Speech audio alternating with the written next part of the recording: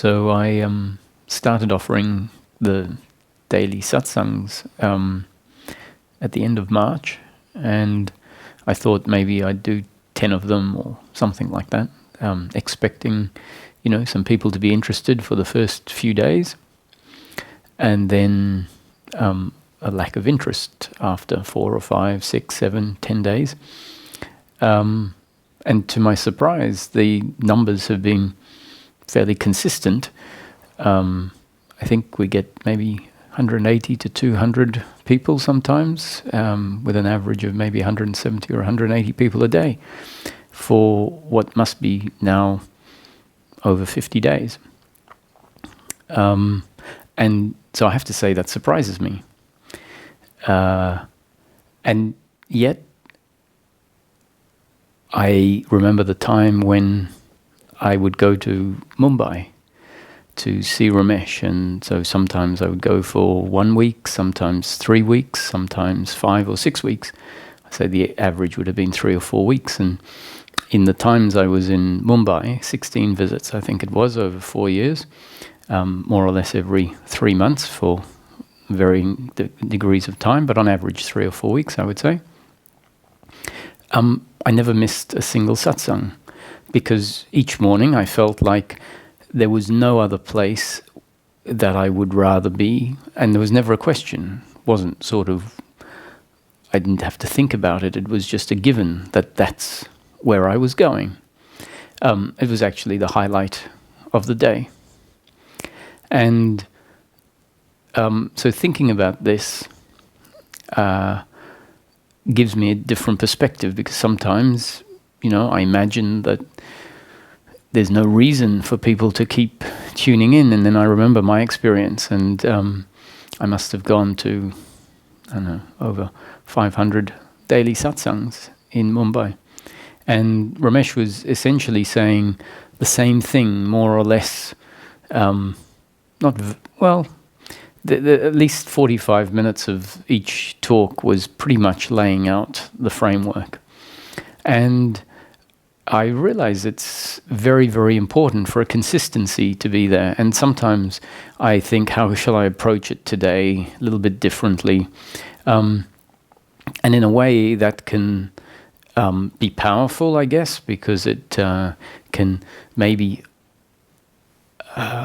wedge open something by entering a crack that the normal way I say it doesn't. It might present the same concept but from a different angle that can help someone see things or see what is being pointed at more effectively or easily because of the two different pointings at the same thing from different angle. But at the same time, it does remove some of the consistency. So I would like to keep bringing it back to peace of mind in daily living. And peace of mind is disturbed by suffering, guilt, blame, pride, worry, and expectation. And those 5 different forms of suffering, which are psychological reactions to the flow of life, as opposed to the biological reactions that happen to the flow of life. So the psychological reactions are what disturb the peace of mind. The psychological reactions tend to take a circumstance and extend it into time. Take something that happened a long time ago and bring it into the present moment. Imagine something that might happen in the future and bring it into the present moment. And also look at circumstance that's happening in the present moment and complain about it. Have a resistance to it in the same way as we have a resistance to what happened in the past and what might happen in the future. So our peace of mind is disturbed by this psychological reaction to what has happened or what might happen or what is happening in the flow of life. And that psychological reaction is always attitudinal to circumstance. And so the suffering is not because of circumstance. The circumstance is either pleasure or pain. And the attitude to the circumstance is what the psychological reaction is. The guilt, the blame, the pride, the worry, and the expectation. And that attitude is always based on the belief in personal doership and attachment to outcomes. So that is the attitude that we currently have to life that results in suffering. What is the attitude that can be there in relation to the flow of life that doesn't turn into suffering? And the answer is the absence of the attitude of doership and attachment to outcome. We could call it the attitude of non-doership and non-attachment. But it's important for us to see that we're not switching one belief of myself as the doer that needs things to happen a certain way in order for some theoretical happiness to one day be there. We're not switching that with the opposite that says, I am not the doer and I don't need happiness. Those are concepts that in between can be useful. But really what they're doing is they're undermining, they're cutting off the attitude of doership and attachment to outcome. And so what we might refer to as the attitude of non-doership and non-attachment is really just the end of that psychological me, which when we look at it is really based on ingrained beliefs that manifest as a very concrete sense of this is who I am and that circumstance has attacked me.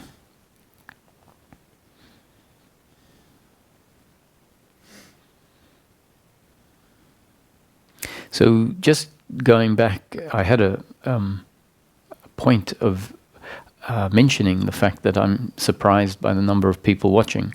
So I do get feedback from a group of people that are prone to giving feedback, and that's very important to me to sort of get an understanding of why people are listening day after day after day. It will help me understand whether doing this on a daily basis is worthwhile to carry on doing that, or maybe you're just joining in because it's on, and if it wasn't, it wouldn't be such a big deal. So that is interesting information. And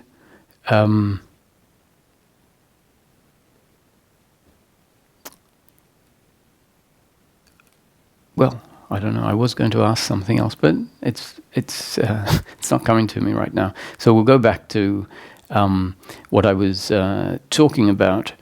And someone just wrote to me before satsang, and so it's a real life example. And often the real life examples help us to understand the concepts that are being used more clearly. And the concepts that are put forward are essentially there so that they become part of our makeup. And we start seeing aspects of our inner workings and of life that we hadn't really seen in light of the conceptual description. So as we do see them, and as we tend to see them over and over again in the same light, that starts to undermine certain beliefs, certain ideas about life, certain attitudes that have been ingrained in us since, we were very young. So if we're over 50 or 60 or even 40 for that matter, 30, that's 30 years, 40 years, 60 years of idea about life being reinforced because we keep seeing life that way. And so the undoing starts by us seeing something once, but it doesn't dissolve 40 years or 50 years of ingrained seeing life a certain way. And in seeing life a certain way, that indirectly or directly creates this sense of me. And as we start to see life differently, then the me changes, but it's a gradual dissolving with some fairly significant milestones in the gradual dissolving. So when we hear something for the first time, it might hit us. It's like, wow, I've never thought about that.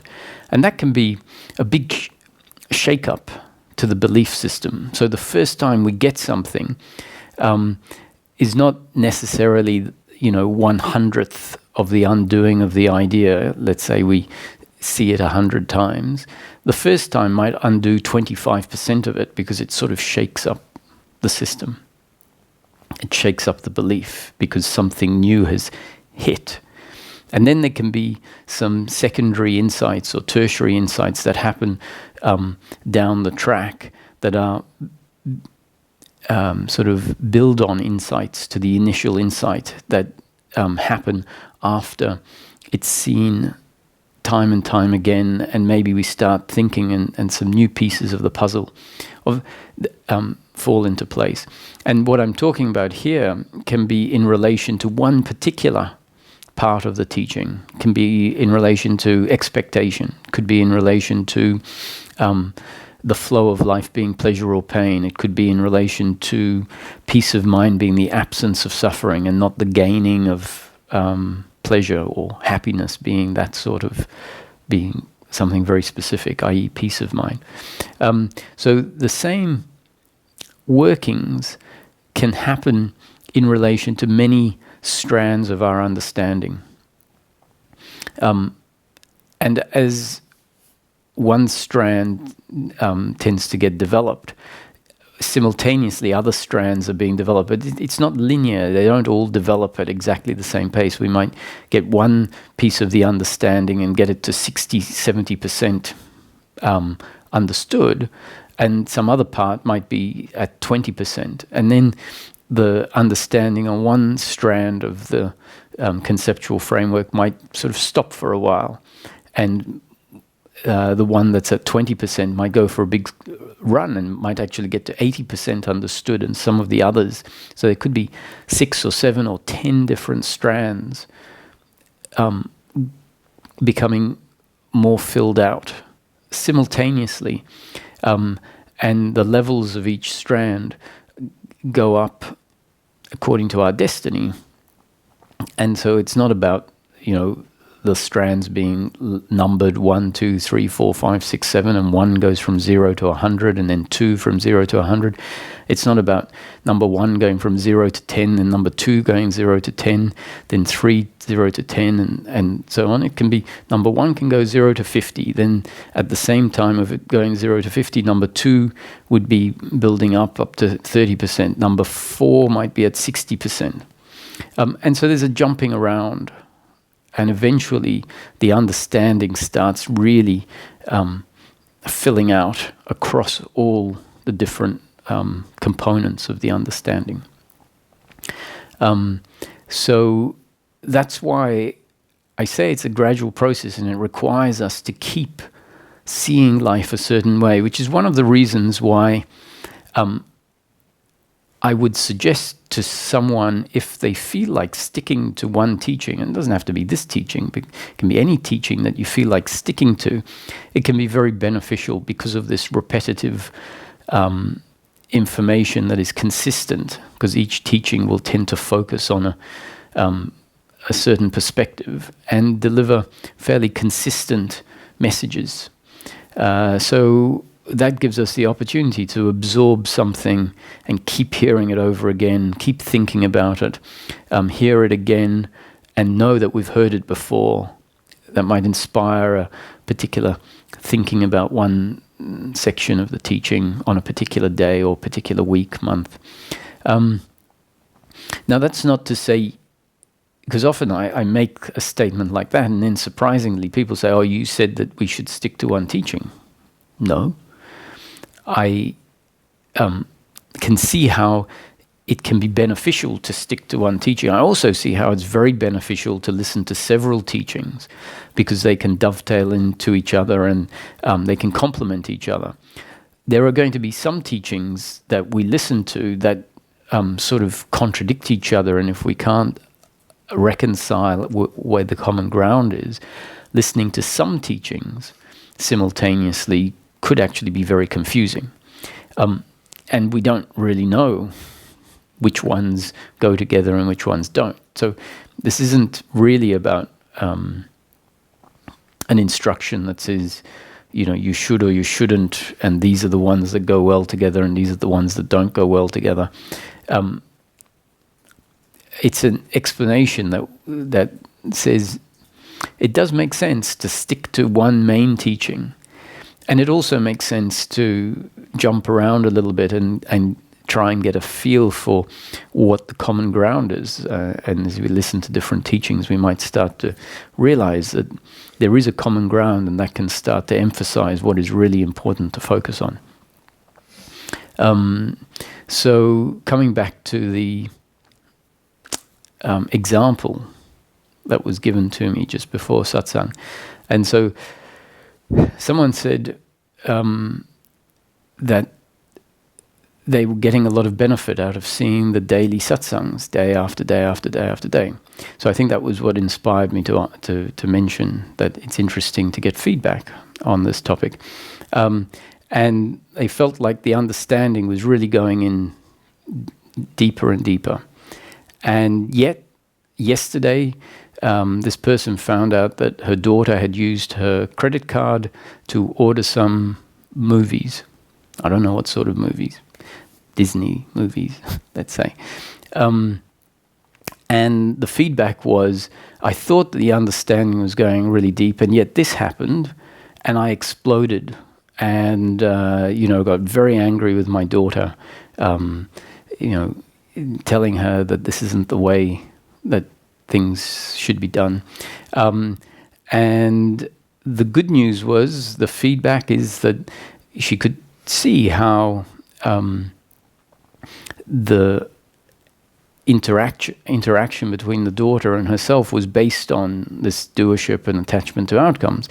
But then the question is, so how can it be that we can be okay with such things as that?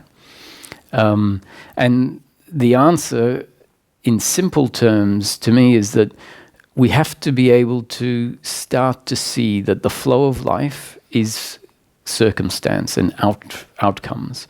So the flow of life means the unfolding of circumstance. So waking up in the morning and circumstance is continually happening, and within circumstance there is outcomes. And circumstance and outcomes are always either pleasurable or painful. And so seeing your credit card, and maybe it was a large amount of money, maybe the daughter didn't really understand, maybe it was $200 worth of movies. So that's financial pain. The outcome, which is seeing the credit card bill, financial pain in the moment.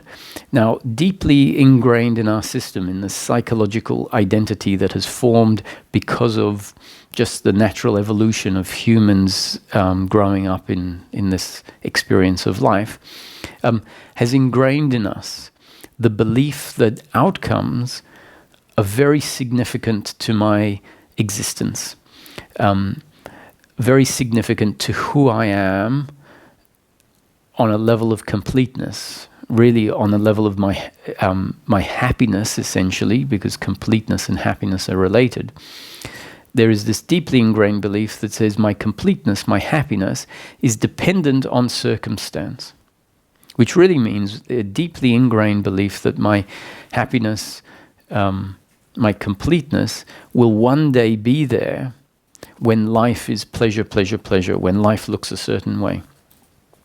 And so when life turns out painfully, and it's even the case when life is pleasurable, we need to see that it's not only when life is painful that suffering arises, but it's much easier to see when life is painful. There is a response from that psychological entity that feels like it has been attacked, feels like its self has been diminished. And for all intents and purposes, if this psychological identity is in place, you could say that the self that we know ourselves as has been diminished, which is why there is this uncomfortableness.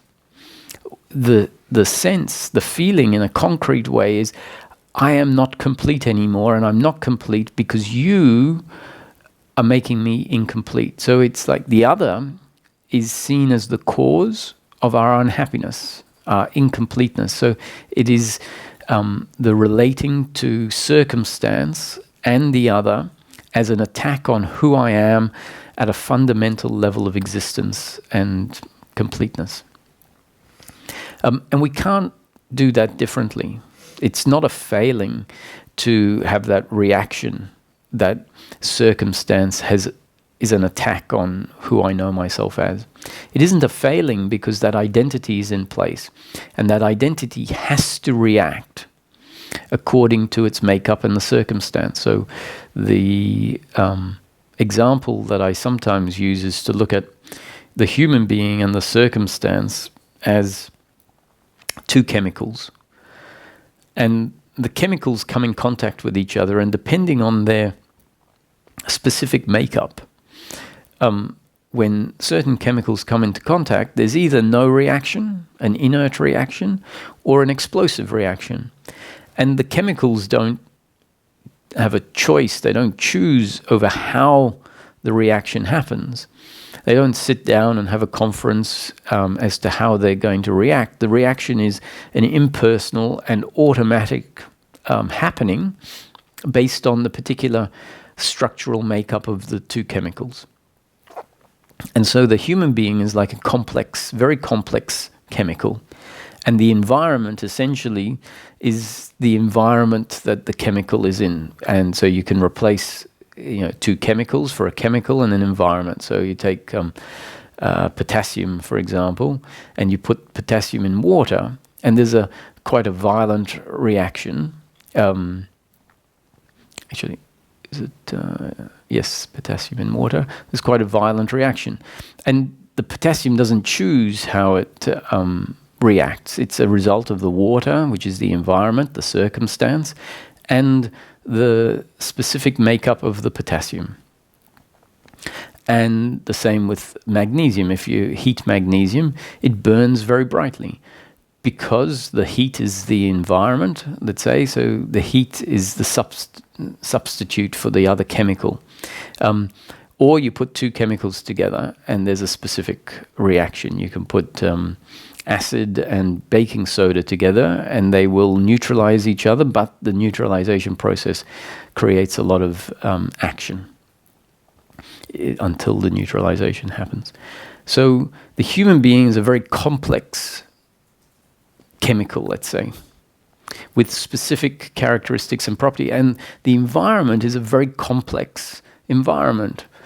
And the human being in each moment finds itself a specific way, very complex makeup that I and you are not in control of. So I'm not in control of my particular makeup in this moment. That was a result of my genetics, the genes which form the biological structure, the hardware you could say, and the new conditioning that is delivered moment after moment after moment in life. And so at each point in time, I am a specific way, one way, and I didn't choose it. And the circumstance is one way, and I didn't choose it. And we react in each moment to the circumstance we find ourselves in. So if the belief in doership and attachment to outcome is in place, which means the psychological identity that feels it is dependent on circumstance, that its existence, its survival, its completeness, its purpose is to control, or it feels like it is dependent on circumstance, and therefore it needs to control and try and get circumstance to be ideal. And so when circumstance presents with a painful situation, there is going to be a reaction. And it isn't a failing. This is so important. The understanding of non-doership, which is the falling away of the belief of doership, won't see that reaction as a failing. It will see that reaction as a happening. So if the belief in personal doership completely dissolves in someone, then there won't be that reaction, because that reaction is in part doership. So if the doership has fallen away in one person, when another person reacts from a place of doership and gets angry, it won't be interpreted as a failing on their part, because it's known that they can only function that way. And in the process of the doership and attachment diminishing in us, we can find a halfway point where we still find this reaction happening to a painful circumstance, and yet there is a watching it, a witnessing it as a happening, and then the secondary suffering that says, oh, I shouldn't have got so angry, because that is suffering, and I've been seeking for so long and I shouldn't get angry. That secondary reaction doesn't happen. There's no guilt. So there might be blame towards the other, and then the blame is seen as a happening, not my doing. I didn't create it. I was created by life in this moment to blame. And so that is the attitude of non-doership on the outer level, which means the attitude of non-doership is kicking in. Now, we can only expect the attitude of non-doership to be there at the center of our being if it has at some point started kicking in on the outer level, which means on the level of our attitude to our attitude, or on the level of our involvement in the involvement. And so if we find that the primary involvement happens, or the primary attitude of doership and attachment to outcome happens, and then there is no involvement, meaning no attitude of doership and attachment to outcome, to the fact that we are suffering, that means the understanding is happening on the outer level. And that eventually will make itself all the way through the system, such that the primary suffering no longer happens. But until it does, the primary suffering has to happen. And even the secondary suffering, if it happens, is also a happening. And so we can witness the primary suffering arising, we can witness the secondary suffering arising, and then on some level say, all of that is a happening and not my doing. And that means that the understanding has set in on the outer level, and it will eventually penetrate itself down the levels. So sometimes what happens is that not sometimes, often, the primary suffering is there, and we understand, the primary suffering is my attachment to circumstance, my attachment to pleasure or pain, seeing the other as the doer. That's the primary suffering. So blaming of the child as the doer because the pain is received as an attack on who I am. So that's the primary suffering. And then the secondary suffering is there. Oh, I shouldn't have got... And yet all the focus is on the primary suffering not being there, while at the same time the secondary suffering is blaming oneself, so feeling guilt for having the primary suffering. So all our attention is on the doership in the primary suffering, wanting that to end, and at the same time there is the attitude of doership, blaming ourselves for blaming. So there's really no way that the doership at the core of the primary suffering can end if on the outer level we're reinforcing the attitude of doership by saying I shouldn't be getting angry. So let's look a bit more at how this understanding of non-doership can kick in. Now, at this point, I'd also like to point out that we can sometimes confuse doership and what I'm calling here primary suffering and secondary suffering, that is the psychological reaction, and confuse the biological reactions that will continue to happen even after doership and attachment to outcome has fallen away. We can confuse the biological reactions and think that they are psychological reactions. And the easiest ones to confuse are the biological reaction of anger and the biological reaction of sadness. And the reason that we confuse them is, and sometimes it's not a confusion, sometimes it's just a desire and a hope that those biological reactions will, or an expectation rather, an expectation that those biological reactions will end when liberation sets in, when enlightenment sets in. So our understanding, which is really a misunderstanding, which means our expectation of enlightenment may be the end of pain, because biological anger and biological sadness are pain. They're pain on the level of, they're a sort of emotional pain. So the different pleasures and pains we have are physical pleasure and pain, financial pleasure and pain, and emotional pleasure and pain. And emotional pleasure and pain is the one that is most easily confused with being a psychological reaction of suffering.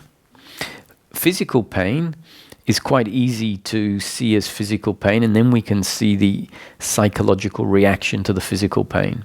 So they're easier to separate out. Financial pain also easier to separate out. It's you open your wallet and you find that the $300 you had in your wallet has been stolen. And then our attitude of attachment kicks in. And so it can be, at some point it can be easier to see the difference between the financial pain as a biological reaction and the attitude of attachment and doership towards the financial pain. When it comes to something like anger, it can be harder to see the difference between the biological reaction of anger and the psychological involvement in the biological reaction of anger, because they are less, the pain is less tangible than in the case of physical, well, not, it's less material, and it's more of an emotional pain. And in all cases, when the psychological reaction to pain happens, it meshes with the biological, with the circumstance. And that's why we are convinced that our unhappiness is to do with circumstance, because the circumstance is painful, our attitude grabs hold of the circumstance, and it happens so quickly that we don't realize, and so they become essentially merged. And because the biological pain or the circumstance or the biological reaction to the circumstance, which is the biological pain, because that has the psychological suffering linked into it, because the psychological suffering is attachment to pleasure and inverse attachment to pain, which means aversion to pain. So the attitude is directly correlated to the circumstantial pain, and so they become one thing. And then the experience of it is the experience of the suffering, the experience of the uncomfortableness and the pain all mixed into one ball. And so if we're not careful, if we don't look at it closely, we will think that our unhappiness, because that's what we feel, we would put our hand on our heart and say, in this moment, I'm not happy. And on the surface, if someone said, why are you not happy? And it'll be because of this pain. And that's what it feels like, because the attitude, the psychological reaction has merged with the pain. And there's no clarity in us until we start looking that there is even there is a difference between circumstance and attitude. And so we just reinforce each time pain happens, the psychological involvement happens, which is the layer of suffering. They merge, they feel like one thing, and it reinforces the belief that my happiness is directly challenged by painful circumstance. So this is what's been happening our whole life. And it's why the deeply ingrained belief is there with such intensity. Because we've had 50 years, 60 years, 40 years, 30 years, whatever, of having a visceral experience that is interpreted as my uncomfortableness with myself and the other, which isn't known to be uncomfortableness with oneself or the other. It's just a bad, uncomfortable feeling. Seems like it's to do with circumstance.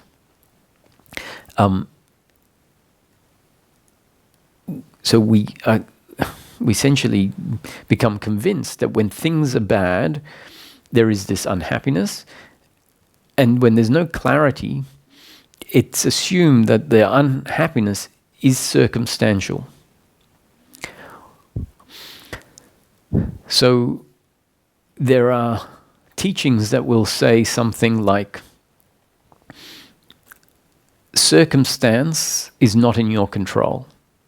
However, your attitude to the circumstance is in your control. Now, technically, that's not what this teaching says. It doesn't make that statement wrong. It's a very powerful teaching statement, and I'm about to explain why. It's powerful because if you listen to the concept, it is a concept that essentially separates out and creates a conceptual distinction between two variables that were previously merged together in such a way that we had no intellectual appreciation of the fact that there was a merging of two variables. And so if a teaching says, look, circumstance, what happens, whether it rains or it doesn't rain, whether someone breaks into your house or not, whether you run out of petrol because there's a hole in your petrol tank, is not in your control. However, your attitude to circumstance is optional, meaning the way you feel about the circumstance, whether you think it's the end of the world and whether you take it to be an attack on yourself, is optional. You can either take it as an attack on yourself or not. So it's essentially, so as I said, I don't think it's completely accurate, but teachings don't have to be accurate. They need to be effective. And sometimes being accurate means that it can lose its effectivity if it's not delivered at the right time, because it gets too fine detailed and it's not effective. So that concept has created a conceptual distinction between circumstance and your attitude to circumstance. And indeed, because when something changes in us, it feels like it's my doing. So when we start playing around with this concept that circumstance is not in your control, but your attitude is, and so the very fact that the concept has created a conceptual distinction may well start allowing us to see that, yes, there are these two components, the circumstance and my attitude to it. And in seeing that, we might then find that the attitude starts changing, and it does feel like I changed my attitude. I used to say that the circumstance was something that attacks me, and then my attitude was, these things happen. And a change of attitude. And then it can seem like, from that perspective, yes, the attitude is optional, meaning I have a choice over which attitude to have. So it's still not, it's very effective as a teaching, because someone will start to look at the fact I can choose, and seeing I can choose, even though it's not so technically correct, means that the seeing that there are two options can start to bring in the second option, where it didn't used to kick in. And so a change is happening that at first seems like, oh, that's my doing. I'm the one that can choose my attitude. It feels like that. That's how the process of change that happened is actually impersonal. No one made it happen because of their volition. What happened is new conditioning came into the system. Things started to be seen differently because the new conditioning was processed a certain way. Then things were started to see differently. That was a feedback loop, and that started to change the attitude. And how that attitude changed wasn't in the person's control. It just changed for the better, and the person might say, oh, I changed my attitude. It is completely optional. You've got the choice. And so in A Course in Miracles, for example, this is particularly evident. There are 365 lessons in the Course of Miracles, and somewhere earlier on, maybe lesson 150 or 140, or it says exactly this: circumstance not in your control, but your attitude is in your control.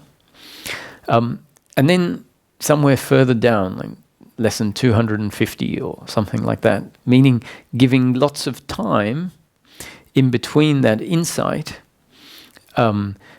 in order for the attitude to change. So it doesn't say it in the next lesson, because it needs time. Further on, lesson 250, it says, even your attitude to circumstance is not in your control. And when someone reads that, they go, what do you mean, not in my control? I am not in control of circumstance, but I'm in control of my attitude. It's optional. My attitude is optional. And it will explain why it says even your attitude is not in your control. And the explanation will be, your attitude of doership or non-doership is a result of factors outside of your control. And maybe in this teaching it says, what really happened is life delivered new conditioning. Life delivered you the message in lesson 124 that said, circumstance not in your control, attitude in your control. And then a thinking process happened, a thinking process that is interpreted as me thinking, but in fact it's new conditioning coming in, and the up-to-date conditioning changing, and then thinking about from the new up-to-date conditioning happening, and a feedback loop of contemplation, which is essentially new conditioning coming in and changing the up-to-date conditioning, and then more contemplation happening, which is new conditioning when something is seen in the contemplation, changes the up-to-date conditioning, and so on and so on. And so the attitude changed because life, in a way, conspired for your attitude to change by bringing in, as part of your destiny, that new information. And then at the right time, life brings in new up-to-date conditioning that says even your attitude is not in your control. And that inspires a new set of contemplating. And if it's destined for it to click, why your attitude is not even in your control, then that's what will happen. And if that happens, then the understanding of non-doership is sinking in deeper and deeper into the system. Because when the difference between attitude and circumstance kicked in, when you look at it, there is the attitude of non-doership. When we change our attitude towards circumstance, because the changed attitude is an attitude where the suffering is not grabbing onto and not becoming involved in the circumstance. And so that in itself is non-doership. It's like, oh, the circumstance is not in my control. It's not in the other's control. And so therefore, let me not get involved in it. So there's non-doership kicking in on that level. But the non-doership isn't kicking in where it sees even this change in attitude, or rather it doesn't see that the attitude I have in each moment is not my doing, but a happening. So where were we?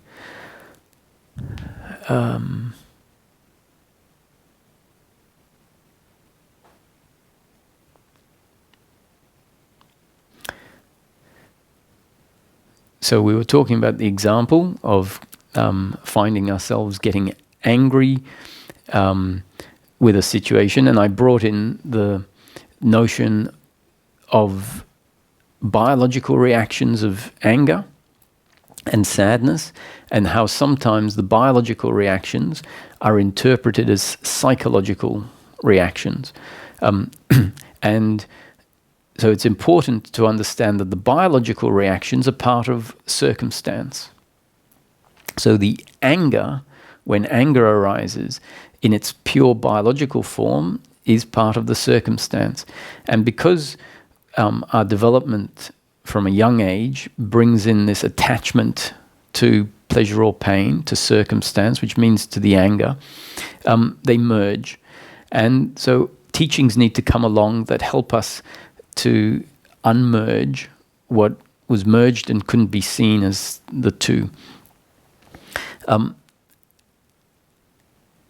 And because our attitude of attachment, which is very interrelated with the attitude of doership, but the attitude of attachment essentially is saying, my happiness is to be found in life being pleasure, pleasure, pleasure, pleasure. Now, anger, when it arises, is pain. It's biological pain.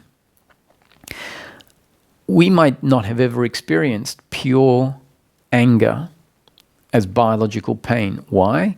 Because the attitude of attachment and doership gets put in place at a young age and continues to strengthen. And so whenever anger happens, which is part of a circumstance, and the biological anger, and I'll explain why anger is biological or can be biological, whenever that happens, that's pain arising in the moment. And so our attachment grabs onto the biological pain and merges with it. And so that means we only get to experience biological anger as a merged feeling of anger plus suffering, which is guilt, blame, expectation. And so we get angry, and there is a blaming the other for making us angry, blaming the other for the circumstance of pain. So there is the circumstance of pain, and then there is so there's the financial pain. Then there is anger because of the financial pain, which is more pain. And then there is blame that is mixed in with that anger. Blame towards the other for having created the financial pain. Blame towards the anger towards the other for having made me angry. Shame towards oneself for having got angry and maybe seeing an overreaction. So then there's shame. And so we only know the anger mixed in with this guilt and blame. So we assume that anger is psychological.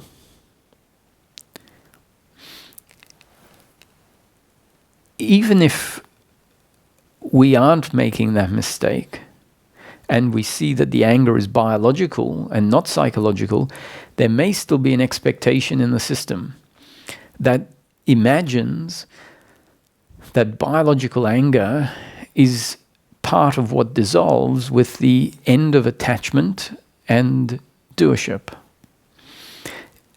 Because our unhappiness is believed to be correlated with pain, we might assume that liberation from suffering, will mean the end of pain. We might think it means that anger will no longer arise because that is unenlightened behavior. So there's some subtleties in here. We might think that anger will no longer arise because it always arises with suffering, and so we think anger is suffering. We might think anger will no longer arise because it arises as we see it as pain, but we have a false imagination, a false idea, a false expectation that I will stop being angry when enlightenment happens. So how can we rationalize, how can we come to understand that anger is a biological reaction and make sense?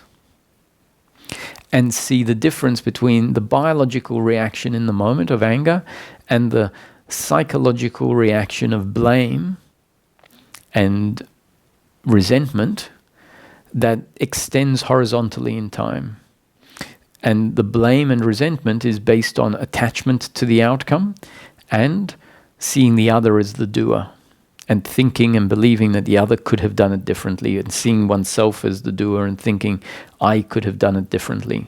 I should have made it more clear to them that that's not what they should do with my credit card, or I shouldn't have got angry.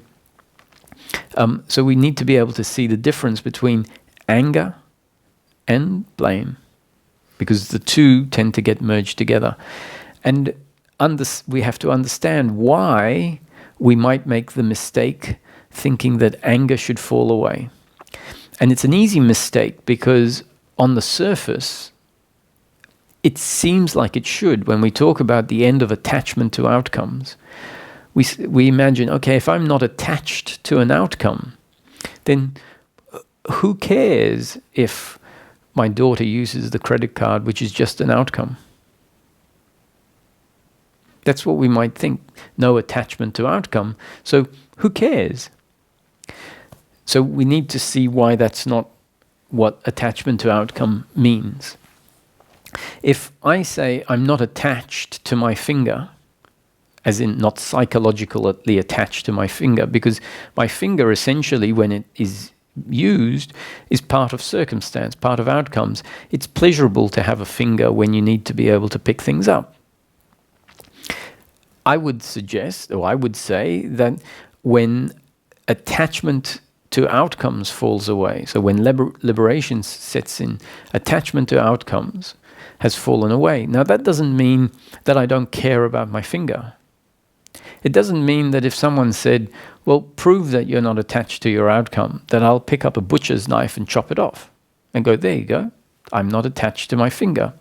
Not at all. Because I have a biological preference for my finger. I wouldn't even think about chopping off my finger to prove that I'm not attached to my finger. If I did do that, that would demonstrate a gross misunderstanding of the difference between, or a gross misunderstanding at what attachment to outcome means.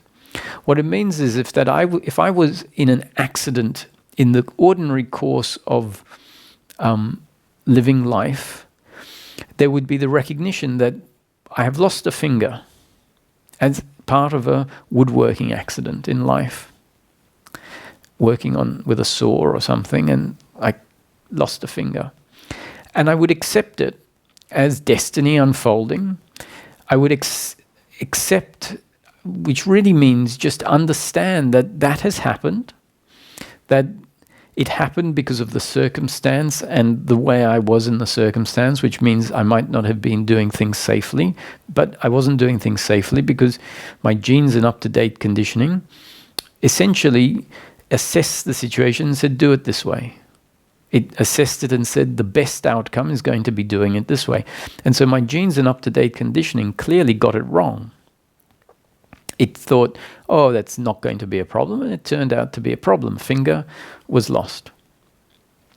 So with the attitude of non-doership and non-attachment, it would be understood that that was destiny unfolding, and it's going to result in situations that are painful compared to if the finger was still there. But if the understanding is deep, we'll know, okay, but pain is not an attack on who I am. So finding myself in a circumstance where I can't do certain tasks that I used to be able to do is going to be inconvenient. It could even be sad. And sad is a form of biological pain, just like inconvenience is a form of circumstantial and biological pain. And yet the attitude can be one of, it's sort of okay. It's like not only sort of okay, it's completely okay on the level of self.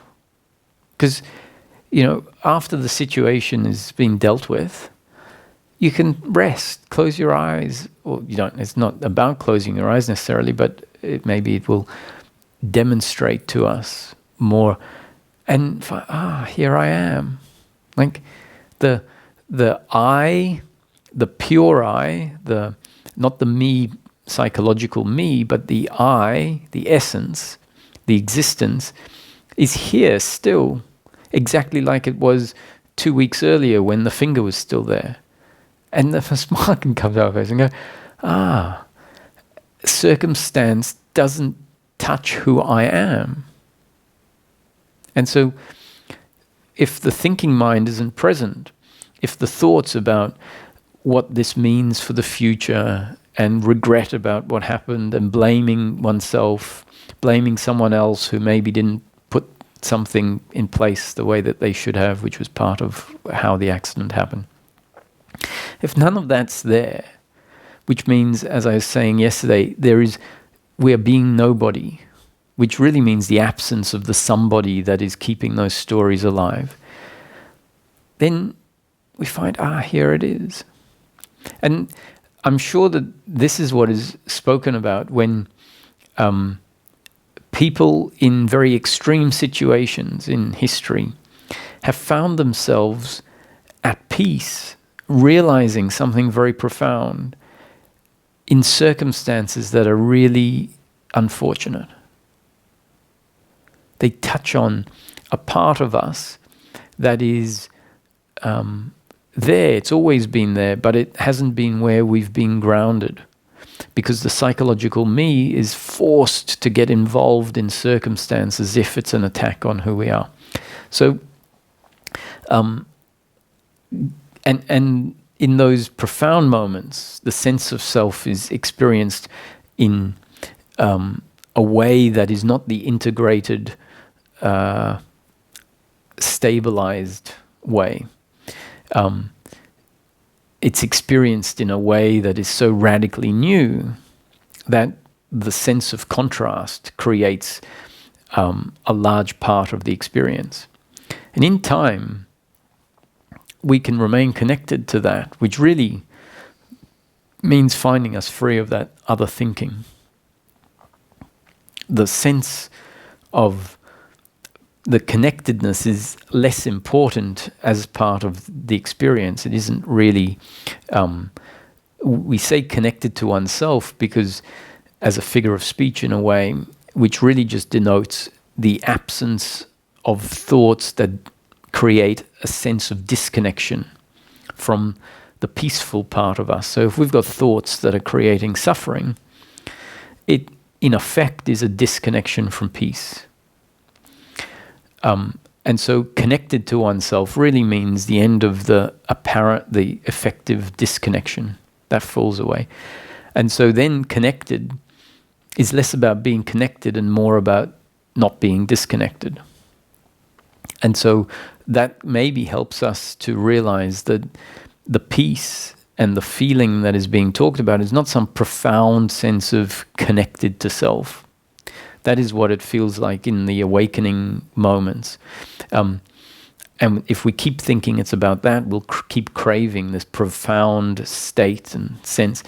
But it's much more about the absence of the uncomfortableness. And in the stabilized form, the connection to self becomes much more background, you could say. And we can refer to it by saying, I know I'm always connected to self, because suffering doesn't arise. And so by default, we can say suffering doesn't arise because of our connection to self. And vice versa. Our connection to self is lost in experience. So practically speaking, it's lost when the disconnection thoughts kick in.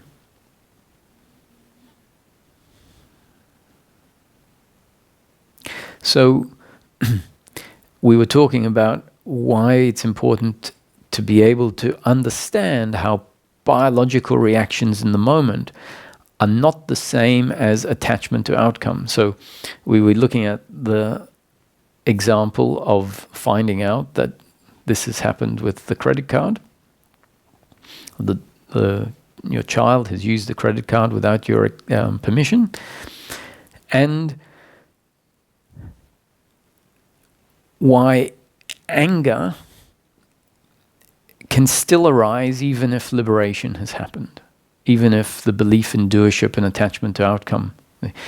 And that anger, which we might on the surface think is a proof that there is attachment to outcomes. Because you'd say, well, that was an outcome, and the anger is showing my attachment. I say, no, the anger is the same as the shock when the finger is lost, and the scream maybe, or the panic.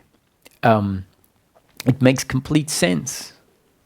So if we're expecting ourselves to become Zen-like on a biological level in the moment, that is an expectation based on a misunderstanding of the difference between biological and psychological reactions.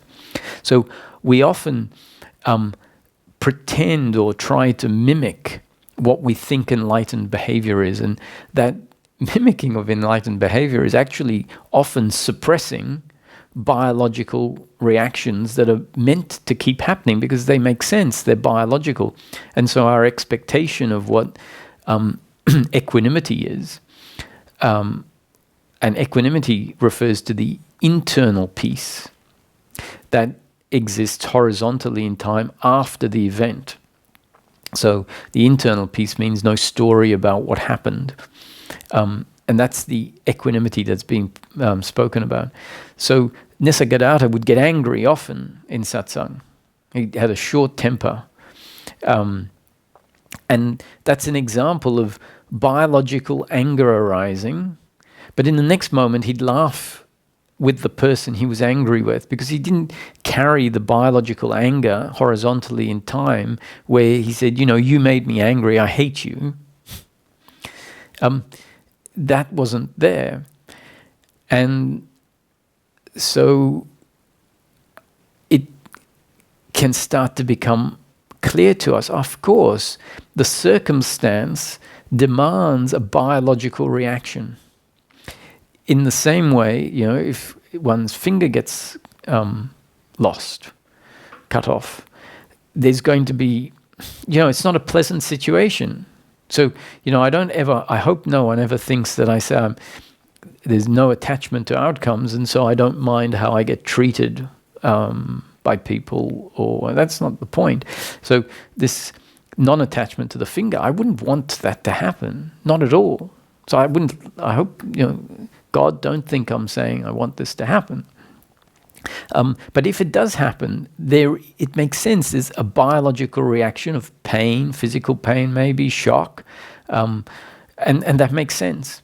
And the same thing is, we don't tend to have a bias or a discrimination towards biological reactions of pleasure. We don't come up with the idea that, if liberation happens, I'll never laugh. When we see a master laughing, we're unlikely to go, he's not liberated. But if we see the master getting angry, it makes sense because we don't really understand it. We might say, and it's easy to misunderstand, we might say, he's not liberated, he's angry. But doesn't laughing make sense? If someone tells you a joke, there's a biological reaction of laughing. If you lose a finger, there's going to be a biological reaction of shock and panic. And pain, and maybe some swearing and stuff. So it makes sense. Ramana received information from someone via letter that a childhood friend that he was very close to had died, and a tear came to his eye. And so that is a representation of emotional sadness. Of course, someone he loves has died. Now he understands the self doesn't ever die. So we might think, if you understand Ramana's teaching, the self is not is that which witnesses everything that happens, and so the self is untouched by these circumstances, and so we might think, then as the self, there's no sadness. But what's happening is the biological part of the person that includes emotional, biological reactions receives information that someone he loves has died, and so you wouldn't expect him to burst out laughing. you might expect a tear to come to his eye, or someone else might expect there to be equanimity, which means if the expectation is wrong about the equanimity, it means they expect there to be no biological reaction to circumstance. So what I suggest is happening is that when Nisargadatta gets angry because someone asks a question that he thinks is a stupid question, because he's explained something over and over again, and he says, listen, you've been coming to satsang for 4 weeks, and I've been saying this thing over and over, and this is the best question you can. Get out. I've had enough. By all accounts, that essentially is the sort of biological responses that would happen through Nisargadatta. So that's the biological, and internally there's equanimity. There's no hatred towards the other. There's, even if he says, so internally there's no hatred, there's no judgment. Now, because someone says that's a stupid question, doesn't mean judgment. Because judgment would mean I see you as the doer and I think you could do it differently. And so we might think, oh, in that case, you wouldn't say it's a stupid question because you understand that there is no doer to be stupid. That doesn't change a question from being an intelligent question or a stupid question. It doesn't need a doer to make it a stupid question. If you take a question from a robot that is clearly not a doer, and you hear the question, it doesn't matter where it comes from, you can say, well, that's a stupid question. If in its makeup, it's not coherent. And if you get a question from a robot or from wherever, it doesn't matter where it comes from, you just get the question, and you go, that's a very intelligent question. Now, the discernment between something being good and bad, stupid or intelligent relative to a certain benchmark is very different to judgment. Judgment is the idea, the attitude that there is someone there who is asking a stupid question and shouldn't ask that question because they should know better. Now, it seems like if the biological reaction says, what sort of question is that? It seems like there is the attitude of doership to a person that shouldn't ask the question. That's not the case. The fact that the words seem to imply doership and attachment to outcome don't mean that they do. What needs to be seen is how the reaction, how the person is after the biological reaction, and how it is that they are, or how the situation gets extended horizontally in time.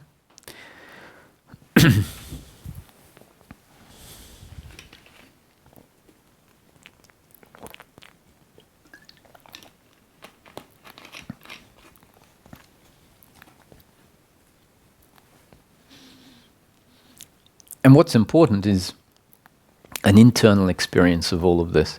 So if someone misinterprets the biological anger or the biological sadness, the biological excitement, the biological laughter as suffering, who cares?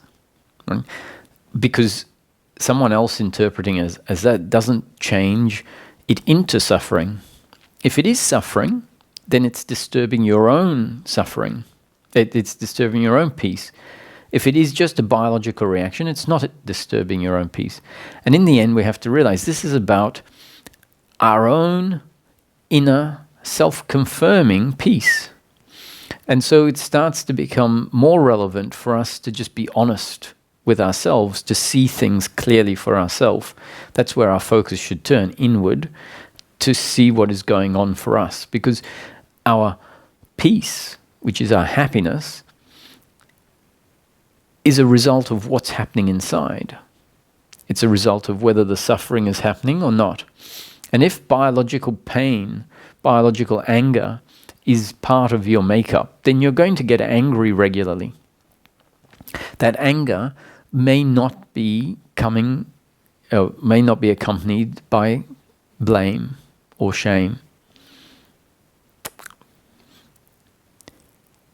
And if we have an expectation that biological anger is what will also stop, we might find that we are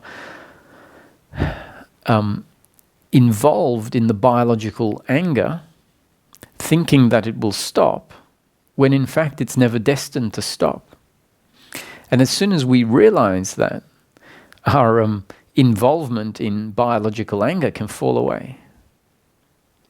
So, as far as I can remember, this was the thing that I really couldn't get my head around until I got my head around it. It was the last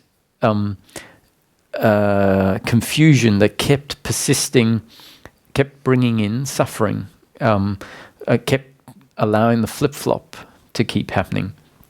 And Ramesh would say this often: biological anger is not suffering. And I'd go to my experience, and I'd say, look, Ramesh, I can't help but disagree with you, because every time anger arises, what I feel inside is suffering. By that stage, I was very familiar with what suffering felt like, an uncomfortableness with oneself. I said, I just can't reconcile your statement that says biological anger is not suffering. Because whenever I feel anger, it's suffering. And he kept repeating to me, Roger, biological anger is a biological reaction and not a psychological reaction. Biological anger is a biological reaction and not suffering. So psychological reaction refers to suffering. Biological reaction refers to the pleasure or pain, which is part of the flow of life. And I couldn't get my head around it, because to me it was about not just believing the concepts, but seeing the concepts as being accurate based on my own experience. And I kept feeling anger when it would arise, and it felt like uncomfortableness. And one time I was at a hardware store, one of my favorite places to go, and they sell snacks outside, and I had a hot dog, and I took the trolley and was pushed it into the store, was walking around, and I finished the hot dog and rolled up the wrapper and threw it into the corner of the trolley. And I went to get something, and I came back. It was a Saturday morning. Came back, and the trolley wasn't there. And I saw this guy with a trolley with a rolled up wrapper in it. And I went up to him and I said, I think you might have got trolleys mixed up and taken my trolley. And he said, no, this is my trolley. And I said, well, pretty sure it's my trolley. He says, are you calling me a liar? I said, well, I can't be sure, but I'm pretty sure it's my trolley. So he calls his wife, hey, Susan, come over here. This joker thinks I've stolen his trolley. Anyway, I felt this anger arising, and I decided to turn away and walk away. I felt the anger very definitely coming up, but I decided it wasn't worth doing anything more about. So I turned away, and in that moment, it occurred to me, I said, what if Ramesh is right? What if anger is a biological reaction? It isn't going to go away with suffering. And what if I am convinced down on a level of belief somewhere that anger is part of our ignorance, that anger is a representation of suffering continuing, which means liberation hasn't happened. And I was pretty certain, based on my experience, that liberation was very close, because suffering didn't happen very often at all. There weren't many times when I would get angry. I was living alone, enjoying time out in nature, and didn't often come into situations that would cause anger. And so it was sort of one of the only times when occasionally anger would happen that I would feel suffering. And in that moment, I thought, what if anger is a biological reaction And I have an attitude to that biological reaction, which is an attitude of attachment, essentially. An attitude of attachment to pleasure, pleasure, pleasure. And the biological reaction of anger is pain. And in that moment, it clicked. It said, if that's the case, whenever anger arises, suffering in the form of attachment to pleasure, attachment to liberation having happened and this being a proof that it hasn't, is going to mix in with the anger. Blame towards the other for making me angry, which is proving my lack of liberation. And it all made sense in that moment. So intellectually it clicked then.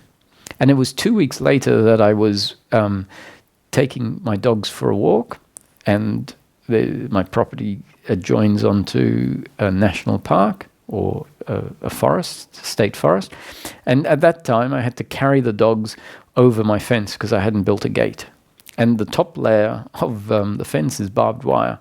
So I'd put the dogs over, hold the lead, then put one leg over the barbed wire and then the other leg, and then we were on our way.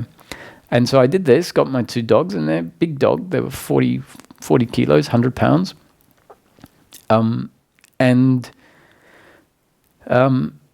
Straddled one leg over. And at that point, I was holding the leads. They were in the forest side. I was half and half with barbed wire in between my legs.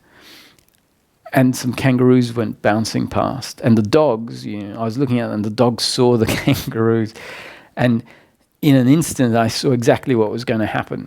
And I shouted at the dogs very aggressively, in a way, to break their concentration on the kangaroos. But it was no thinking on a sort of conscious level. It was a very quick reaction. But that was anger arising. And for the first time, I felt biological anger with no suffering. And it was then that it became clear Ramesh was right, once again. Anger is a biological reaction and not a psychological reaction. However, those biological reactions of anger are one of the forms of pain in circumstance, in life, that is most acute.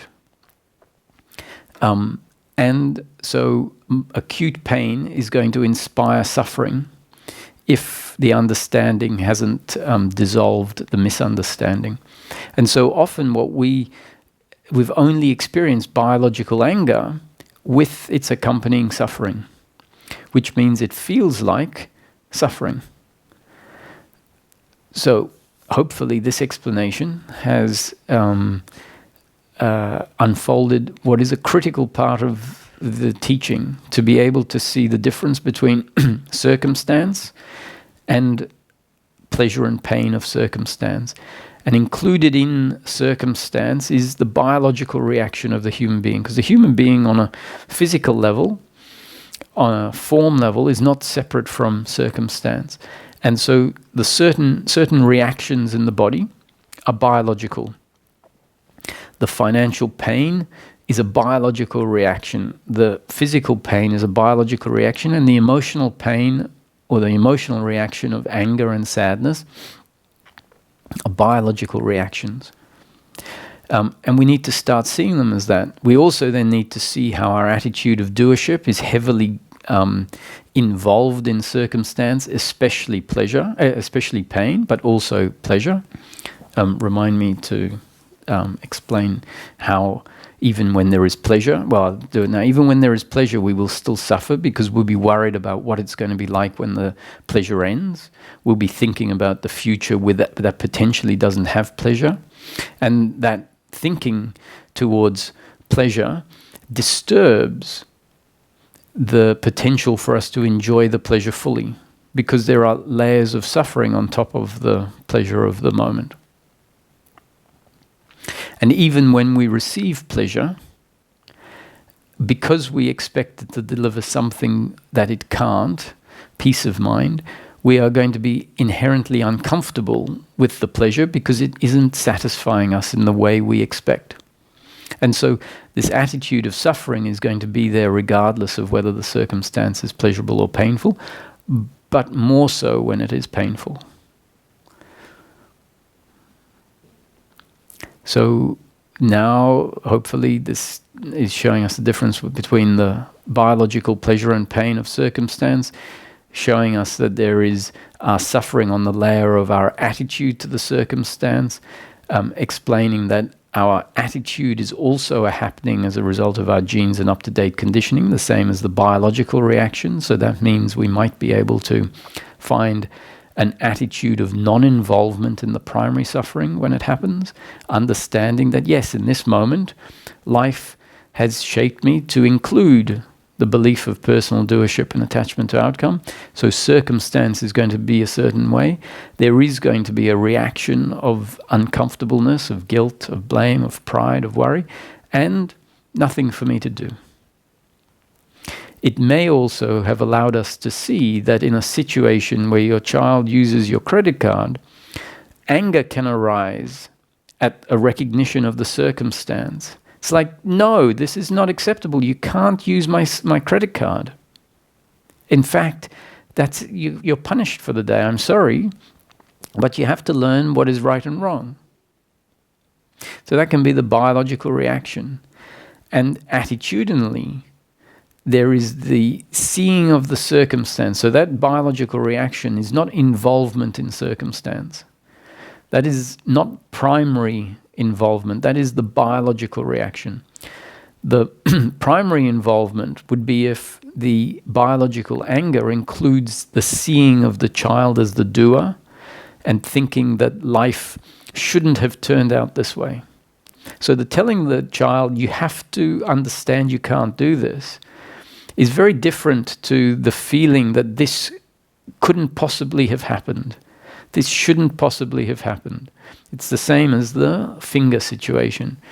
The reaction of panic is, I don't want this, I don't want this to have happened. This is not good. Right? But the attitude of attachment understands that life is not going to always deliver what we want. Life will deliver sometimes pleasure and sometimes pain. So if we have this attitude that understands that life is going to be sometimes pleasure and sometimes pain, we can have a biological reaction to the painful situations that doesn't mean the reaction is saying life is broken in this moment. The universe is broken because pain has been delivered. No, we understand this is life unfolding. And my biological reaction of anger is part of life unfolding. The suffering would be our attitude to the other person, if it involves the attitude of doership. Maybe the attitude towards our reaction. And so that means that there is scope for us to get angry. There is scope for us to get sad. There is scope for us to have compassion. Those are all part of the biological reactions.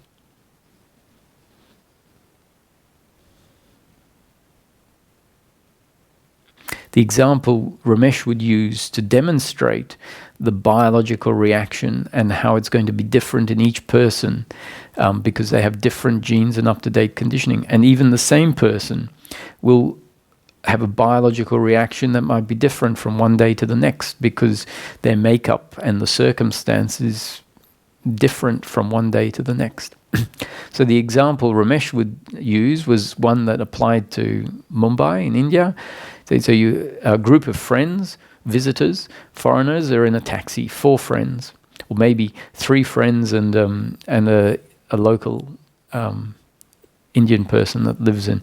And the taxi stops at traffic lights, and 20 beggars descend on the car, sticking their hand in the window and trying to sell you things and wanting to touch your hair. And in each of the 4 different people, a different biological reaction will happen. In one person, fear might arise.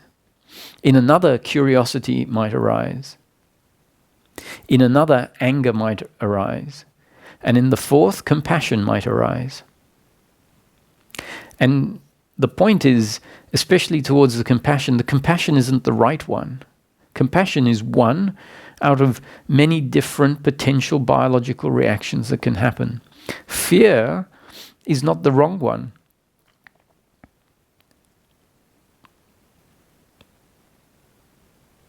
So there are 4 different biological reactions arising in 4 different biological instruments. And then comes the psychological reaction, or the absence of the psychological reaction, also dependent on the makeup of each of the 4 people.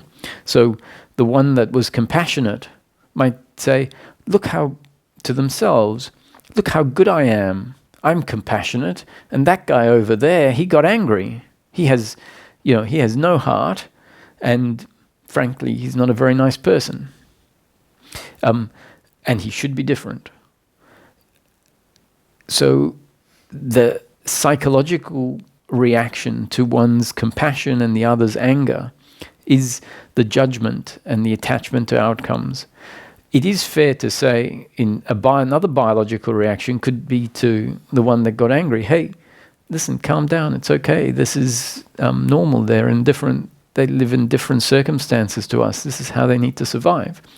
That response could be a biological reaction, which doesn't have to include in a judgment of the person getting angry, but it's rather a follow-on biological reaction because of the circumstance, which includes their anger. And so it's very important for us to start to feel the difference between the biological reaction and psychological reaction of attachment and doership, which are always going to arise in the form of guilt, blame, pride, worry, and expectation. Expectation/attachment to outcome.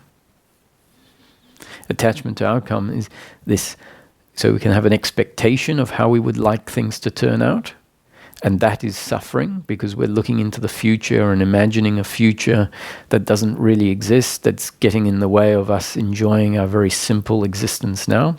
So we have expectation, and then when the expectation doesn't come to fruition and something gets cancelled, something that was part of our expectation, there can be this sense of, no, this can't be happening. I was looking forward to it so much. Where there is this sense of being attacked to the depth of our being because circumstance didn't turn out. And on the other hand, there can be a biological reaction because something doesn't happen of, oh, that's a shame. I was really looking forward to that. And that can be one of them can be a psychological reaction of attachment to outcome where we feel completely attacked. The other could be a biological reaction with no psychological reaction. It's like, oh, that's a shame. I was looking forward to that. It might even get angry. It's like, damn it. That's not what I wanted. And yet, on a deeper level, in the next moment, it's like we find that it hasn't obscured our connection to self. It hasn't provided or presented a barrier or an obstacle to knowing directly, not some concept, oh, I'm not affected by outcome, but knowing directly, oh, I still am. I am. Even though the event got cancelled, it means today is going to look differently. But in the moment, a biological reaction is warranted. Important for us not to, because this is just a conclusion on this. Now that I create a distinction between biological reaction of anger and how it's not necessarily, but often it is going to be, it's not necessarily infused with doership and attachment to outcome. What our thinking mind can do is then use that explanation as an excuse to cover up the suffering that is happening and say, oh no, that's just a biological reaction. That's just a biological reaction. Whereas in fact, it may well be a biological reaction with psychological reaction merged into it. And for as long as we keep saying, oh, that's just a biological reaction, we are perpetuating the attitude of suffering. And that makes sense. In fact, it's in a way, it's a fortunate error because it brings in the non-resistance to it. Because if we know it's a biological reaction, we'll have the attitude to it, oh, well, that's normal. It shouldn't not be there. And really, our suffering is also that. It is normal. It shouldn't not be there. It's a result of our genes and up-to-date conditioning, both the biological reaction and the psychological reaction. However, because the suffering is described as what disturbs our peace of mind, we find it harder to say, well, that's suffering, it's arising, it's my destiny in this moment, not my doing, it's a result of my genes and up-to-date conditioning that I didn't put in place, and let it be. We tend to find it harder to do that. We resist suffering. So in calling it biological reaction, we are in a way learning how to not get involved in the psychological reaction, because now we've called it biological reaction. In time, we'll start to see that that's what we're doing, and it will separate out. But it only gets to separate out when we're not judging it. And we'll only be able to separate out and us remain not judging it when we've seen the peace that exists when we stop judging it. So in a way, it's a fortunate error to call the biological reaction, or to call a psychological reaction biological reaction, and that will get corrected in due course. So I suggest re-listening to this satsang. I've wanted a deeper explanation on biological reactions versus psychological reactions to come out in a detailed way for quite some time.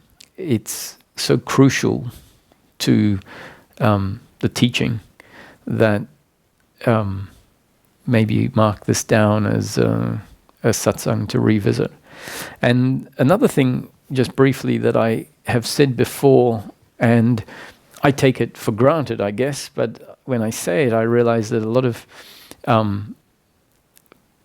ways of thinking don't see this way, is you can listen to something 15 times, 20 times. You can read a book 6 times. In fact, my experience in my seeking was that's how things went deep. You know, the thinking that says, oh, I've seen that movie, I've read that book, when? 10 years ago. Even if it was 2 weeks ago, it doesn't matter, because you've read it and it may have changed you.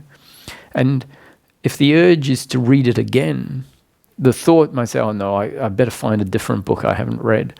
But if you find an urge to read it again, read it again. Some of the books, I Am That, I read 7 times, I think, and each time I started again. On many occasions, I got to the last page and I opened straight up on the first page and started reading again, with no gap in between. Each time I read that book, I was a changed person. So when I read it again, I was a different person, was reading the book. And some of the talks that I had on CD from visiting Ramesh, I listened to them over and over and over again, maybe 100 times, I don't know. So there's no harm in hearing something repeatedly. So if you find 6 or 7 satsangs that you feel cover most of the topics, one that covers it particularly well,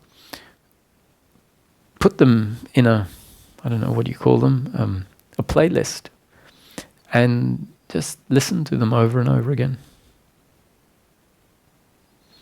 So I'll take a couple of questions and then we'll wrap it up for the week. Hello, Sean.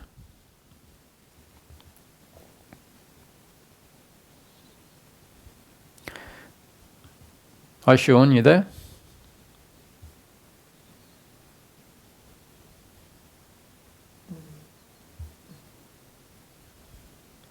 Can you hear me, Sean? Can you hear me? Yes. Yes, you can hear me. Can you see? Okay, sorry about this. I've been using a dodgy laptop recently, and it's not been working too well. No yeah, thank you so much for your daily satsangs. They're really, really helpful to me, and it's the nuances that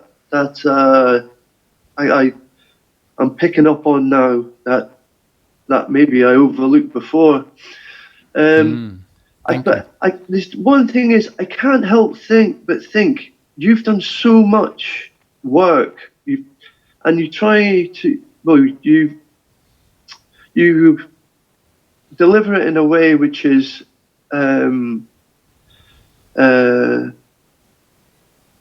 well, in a way which you teach, but there's so much that you've done. I can't help but think that is necessary, or is it? You know? So much that I've done in which way? Well, like one thing you said was you took 10 hours for 10 hours for 7 days a week. You were contemplating reality versus non-reality, I guess. The absolute versus relative is what. The absolute versus relative, yes. Yeah. And I was thinking to myself, how for 10 hours, what kind of thought process was going through your mind? What things were you contemplating? I mean, I know this is more about anger, which is very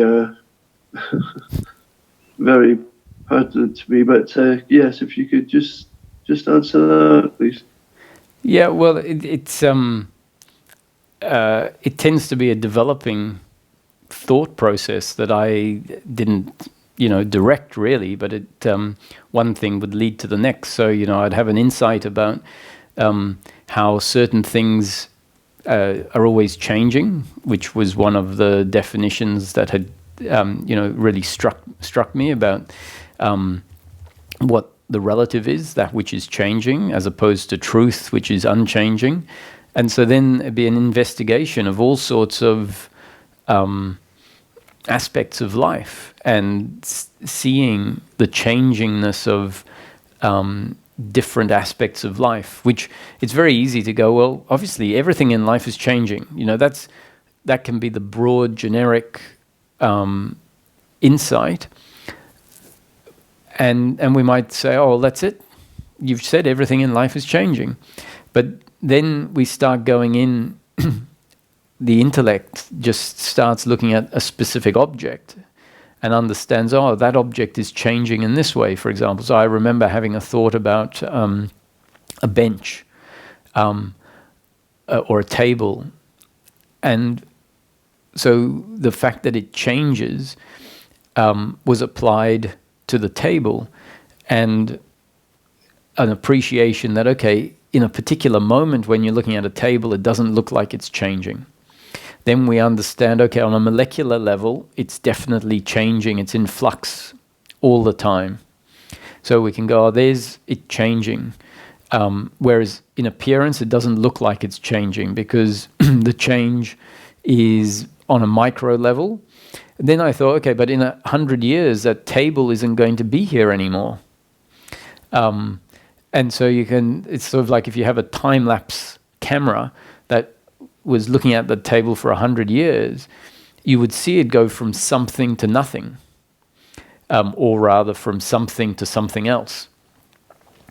And so, these sort of thinkings, although, we just described that in 3 minutes, but that sort of thinking would happen, and it wouldn't necessarily happen in a 3-minute chunk. I might have condensed it down. And then that thinking might happen in relation to thoughts, where I see how in a particular moment a thought, an idea, a belief changed from something I was pretty sure about, let's say a political party that I was in favor of, and then I get information or my circumstance changes, and I feel like, oh, that party's not actually that great for me anymore. And then I find myself more interested in another party, and I see in a moment how beliefs can just change in an instant. And maybe this notion of relativity hadn't been applied to beliefs. And and on it goes. There's so many different, even the definition of what relative means. So I use the word relative, and I'm sure some people don't use the word relative in the same way I use the word relative. So I was thinking, what does relative mean? And you start to see, it's relative because it's being seen through my eyes. And my eyes are, let's say, 20/20 vision, whereas someone else's eyes are poor vision. And so it's all blurred. So that's relative. And then I say, well, even my eyes that might be 20/20 vision relative to X-ray vision is very limited relative to X-ray vision. So my seeing is relative because it's from a particular perspective. And then I think, okay, so once I've seen something, thinking happens. So thinking about what is seen happens. And my thinking is only going to happen based on the angles from which that topic has been seen. And if I then see it from a different angle and get some new information, then more thinking is going to happen about it, which means the thinking, the conclusion I have is then going to change. It's going to be amended. Not necessarily radically changed, but maybe just refined. And then I thought, and the thinking apparatus itself is relative. If I have a brain injury, then certain thinking isn't going to happen the same way as before the brain injury. And so we have to appreciate, so my thinking apparatus is relative. And so I can only come up with relative conclusions because the senses that see it are relative, the instrument that processes the information is relative, the amount of information I have is relative. I can always get more information delivered to me in an email or whatever. My conditioning and the culture I was brought up in is relative. So in one culture, animal sacrifice might be a very sacred thing, and in another culture, animal sacrifice is, unheard of or just evil. And so we can see the relativeness of things in more and more detail. So I hope you get a sense of your answer there. Can I just very quickly ask, when you today, each day it's as if you're talking to me directly, really is. I don't know. I think that's just a phenomenon that happens sometimes. But I've got an explosive temper, and so does my brother, and he lives in Thailand, and we're having this back and forth, and it's over a financial situation which we both disagree on, and there's a third brother involved as well, so it's getting all messy. Now, because of the way my brother sees things, he hates my Zen. Well, I pretend to be Zen-like, so it really bugs him, and he bugs him that I don't engage as much as he wants me to, Mm-hmm. He'll call me names and whatnot. But I found that I'm very familiar with the different forms of suffering and that you talk of versus psychological. But I found there's a subtle form of manipulation sometimes that I find myself doing. Is that the doer? Manipulation of the other, let's say. Yeah. Well, it very much depends on, what attitude is driving that.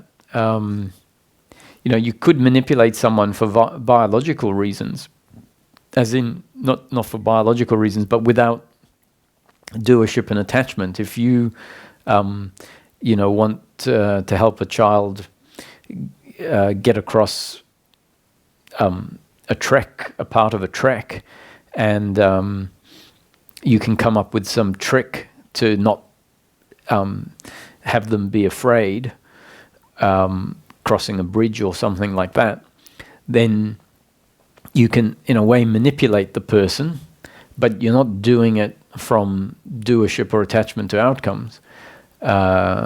It's in a way, it's simply circumstantial, and so it's really up to how it feels internally is what gives it away as to whether it's biological or psychological. Yeah, I remember the story you told about the father with the chocolate, bridge and all the rest, and the child. So I can kind of relate it to that. So yeah, you've answered my question. So it's a relief. So it's not the doer. Okay, yeah. Thank you so much for your time. If it it's is, really, really appreciated. You're welcome. Anytime. If it is the doer that comes up, and you realize, oh, I am trying to manipulate and make him feel bad, for example, trying to dig, the knife in, or even that, see it as a happening. Say, oh yeah, that happened because the system had some remnants of doership in it, or has doership in it, however you see it.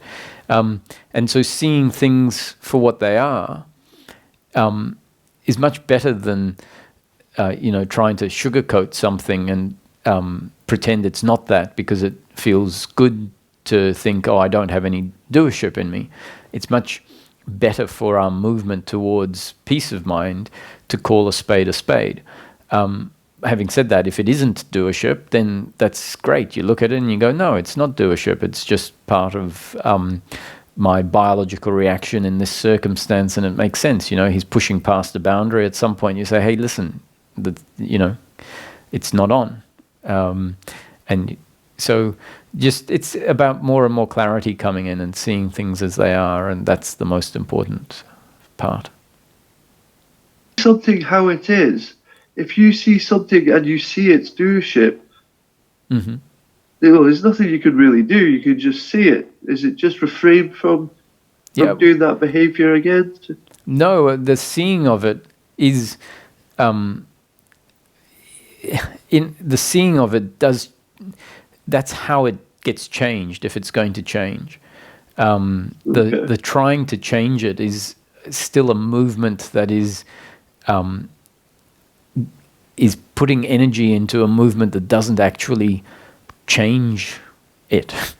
The change is, as soon as you see something, essentially in that moment of seeing it, that is new conditioning coming in. If you see a layer of doership that you hadn't seen before, in that moment, the seeing is essentially new conditioning that your system receives. It's like, oh, that's doership. And so the system now is changed by having seen it. The system now is got new conditioning in that moment, which has changed the up-to-date conditioning. So change has just happened. So this notion of seeing something without needing to do anything more can be confusing to us. It's like, well, how does seeing something help? I want it to change. And if we understand how seeing it is very much part of the impersonal change, because the seeing it is not in your control, right? You don't see something for 10 years, and then on one fine day you see it. And why didn't you see it 10 years ago? Because you're not in control of seeing something or not seeing it. So on the day you see it, hopefully we can be excited and go, oh, this is great, it's been seen. And then see what happens as a result of that new conditioning having changed your up-to-date conditioning. Okay, Roger, thanks so much. I'm aware of the time. Thank you so much, Faz. Thank you. No worries, Sean. See you. All right. See you. We'll take one more question. Hello, Martin. Hi, Roger. How are you doing? Yeah, very good. And you? I'm great, thank you. Thanks a lot for these satsangs. They're so helpful, and I'm totally happy every day. It's like the highlight of the day, as you said. So my question is about semantics, I guess. Let's suppose someone is on death row and knows that he's going to be executed tomorrow. I know I always have these extreme examples, but they help me to get it right and to see the nuances. So I would definitely not say that he would say, I'm happy about this. But he might say, I'm at peace about this. So, or he might even not say, I'm comfortable about this. I'm rather uncomfortable, but it's not suffering. So I guess I have this problem with uncomfortableness, being comfortable about something, being happy about something, being unhappy.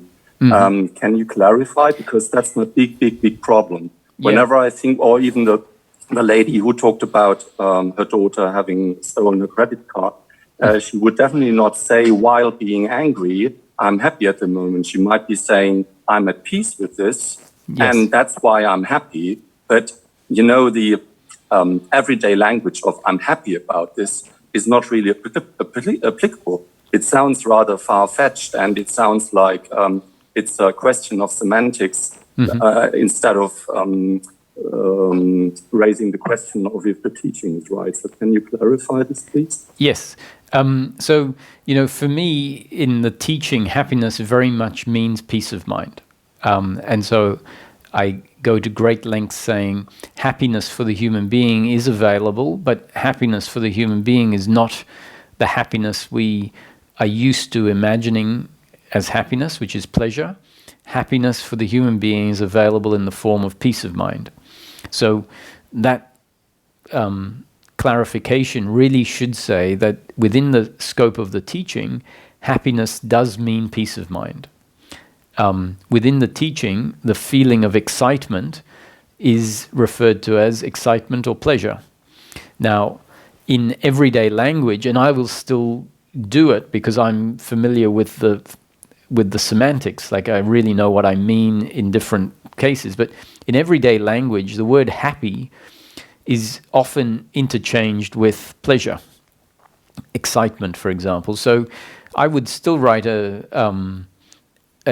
message that says, I will be very happy to meet you one day. Right? Now, in that case, I'm using the word happy out of context with how it's defined in the teaching, because in the teaching, it's peace of mind. And so if I'm being pedantic when I write the email, I would say, I will be very pleased to meet you one day. Because pleased means pleasure. And pleased can also mean excited. It can mean, just what we would normally say, happy. So if I was being pedantic, I would say, I will be very pleased to meet you one day. But because it's a common known figure of speech, I would write, I will be very happy to meet you one day. But I understand what I'm saying means pleased. Because otherwise, if I wasn't clear internally, I would be saying, my happiness will be there because I will have met you. Whereas I know that happiness in the form of peace of mind is available whether I meet someone or I don't meet someone. And in the same way, I will use the term, I'm looking forward to meeting you, which can seem like, attachment to something happening in the future. But in terms of English communication, we can say that I'm looking forward, and it can be just pleasure. I imagine it will be pleasurable to meet you, so I'm looking forward to meeting you. I'm looking forward to the catch-up we're going to have, or the interview we're going to have, or whatever. As opposed to saying it in a way that means I am attached to this happening in the future. So it is about semantics, but it's very important that internally we become clear on what the words mean to us. And if we use them interchangeably and out of context, we become very clear on how we're using them in the different scenarios. So if we go to the death row case, let's say the person is liberated. If they're using happy in the way that it's used in the teaching, they could say, I understand my execution date is tomorrow, and nonetheless I am still happy. so what they really mean is exactly what you said. I understand my execution date is tomorrow and I'm at peace. If we use the word comfortable and uncomfortable in the context of the teaching, uncomfortable means not pain, but suffering. And comfortable means not pleasure, but peace of mind. So if the person who is due to be executed tomorrow says, the date is tomorrow, and yet I'm at peace, it means they can also say, and I am comfortable. But because they mean comfortable on the level of my inner equanimity, I would also expect that they could say this, the date is tomorrow, I am at peace, but I have to say that there is some fear there, or some sadness there, which then means that if they're saying I'm at peace and I'm at total peace, if they say there is some sadness, it means that the sadness they're talking about is the biological sadness, or if it's fear, there's the biological fear, and that equates to pain because the circumstance is not pleasurable. It's not what they would prefer. So if we are pedantic with meanings, then we can have these clear layers, and we can then also exchange the words and use them in different contexts as long as we're clear internally that we've now attributed a different definition to the same word, and using it in a different context. Is that sort that out? Yeah, it's been very helpful. So one last question: have you found when teaching that using the word happiness is rather something that can confuse people instead of lightening the burden? So, well, I guess what my question implies is it really worthwhile, useful? Yeah. Yes, worthwhile to use the word happiness in the teaching. It's a good point, and the reason I do is because I've got a great respect for the framework. It's very robust, and Ramesh used to use it, and I guess I found I had a criticism with it at certain points because of exactly the point you're making, but the criticism fell away. One, because the criticism was there because I wasn't really listening, because the fact is that my criticism was only there assuming that someone wasn't hearing what was actually said, because if we hear what's said, then the confusion is taken away. The argument is, well, people are going to have a predilection to not hear what is said because of the way we hold our definitions of words.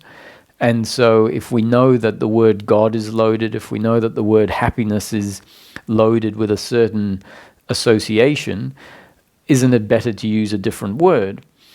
And that argument is valid. However, so when we look at the reason why it's used, it's there because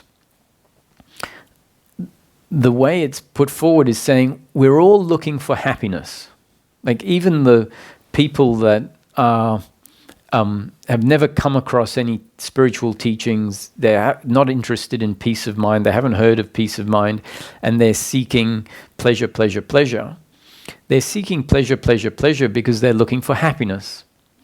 And so if you ask them, why do you want financial success and fame and recognition? If they really went down to it, they go, well, because I think it will make me happy. So then we can say, oh, so you're looking for happiness. So even if someone were to answer, if you say, what are you looking for? And they say, I'd like fame. We could leave it at that if we don't, but if we probe them, like, why do you want fame? Well, because I think it's pretty good. It looks pretty exciting. Or, why, what do you think that excitement and that goodness of fame will give you? And at the end of the day, they might say, well, actually, I think it'll make me happy. I think, and they might not even have thought about that. But really, when we look at it, we go, because I think that is the solution. That's why I want it. I think it's the solution. And so the solution to what?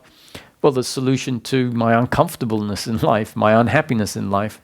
I'm seeking that because I think it will give me what I don't have, which is not really success. They don't have success, but why do you want success? Because it will give me the happiness I don't have. So establishing that we're all looking for happiness is very important, because then we say to the spiritual seeker, why are you seeking enlightenment? Now, they might say, well, why? Because enlightenment is about truth.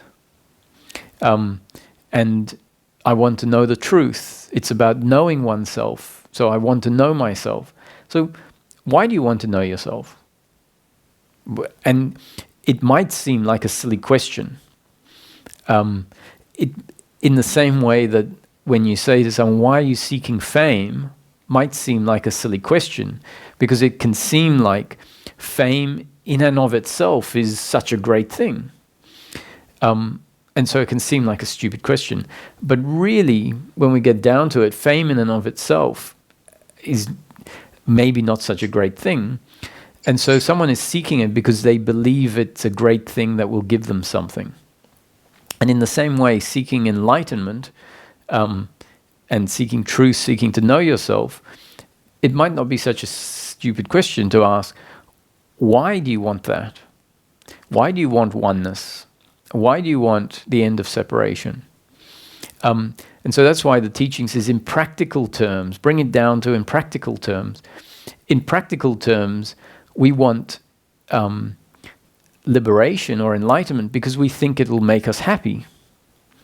And the irony is it does. It does deliver happiness for the human being. However, in the first case, someone seeking pleasure, pleasure, pleasure, they're seeking happiness through pleasure. In the case of a seeker seeking enlightenment, they are seeking happiness through enlightenment, but not necessarily knowing what it is.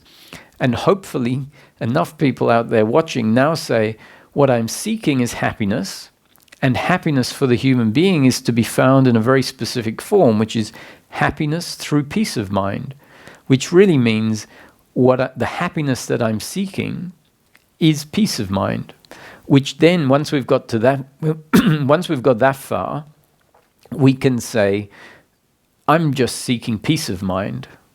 You know, what I'm seeking is peace of mind, the end of suffering. But it's very important to understand that that end of suffering is happiness, because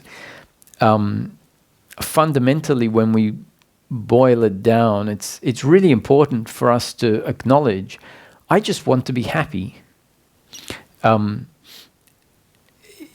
Because it's part of us being real at seeking, as part of the seeking process. It's part of us letting go of being caught in conceptual theories, which we may not realize we're caught in, but inevitably we will be, having heard about liberation and enlightenment as this very rare thing that only Buddhas get, and that is, knowing yourself as something that is brighter than a billion suns. And so there's all these descriptions that are part of teachings that are well thought out and need to be there. But we probably have got lost in a land of non-practicality.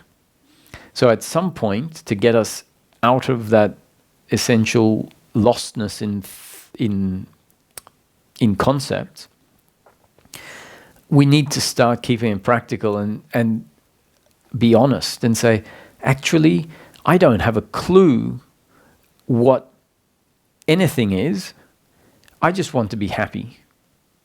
And we might even say, if I'm really honest, I don't even know where that's going to come from or what it's going to look like.